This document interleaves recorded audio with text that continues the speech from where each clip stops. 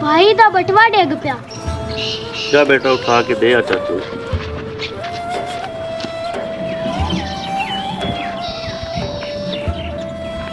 आ भाई जी बटवा दे आज के वास्ते देंदे मैं बटवा? ए अच्छू यार भाई गुजरदा पिया सी ते डेग पिया।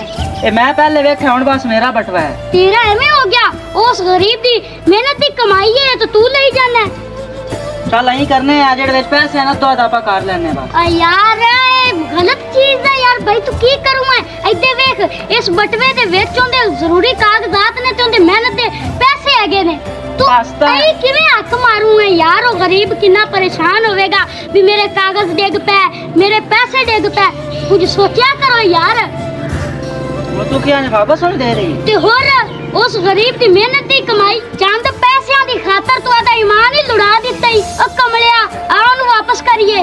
गल तो तेरी सही है यार अल्लाह विच पा चली वापस कर आ जा।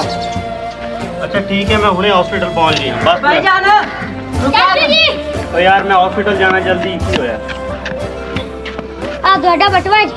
ओहो ओ यार इंदे तो मेरे जरूरी कागज भी सन ते पैसे भी सन मेरे भाई दा ऑपरेशन है यार बड़ी थोड़ी मेहरबानी यार ये साडा फर्ज बनदा है। ये थोड़ा नाम भी बनदा है यार।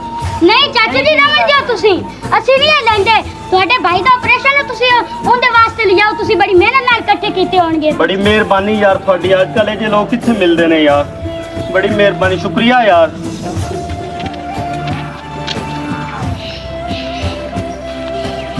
हाँ बेटा बटुआ वापस कर दिता जी अबू जी।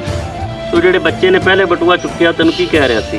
जी कुछ नहीं मैं सारा सुन रहा सी जो कह रहा सी। मैनू बड़ी खुशी हुई बेटा कि वो तैनू कायल करना चाह रहा सी लेकिन तू उन्होंने कायल कर दिया और अपने पिछे लगा लिया।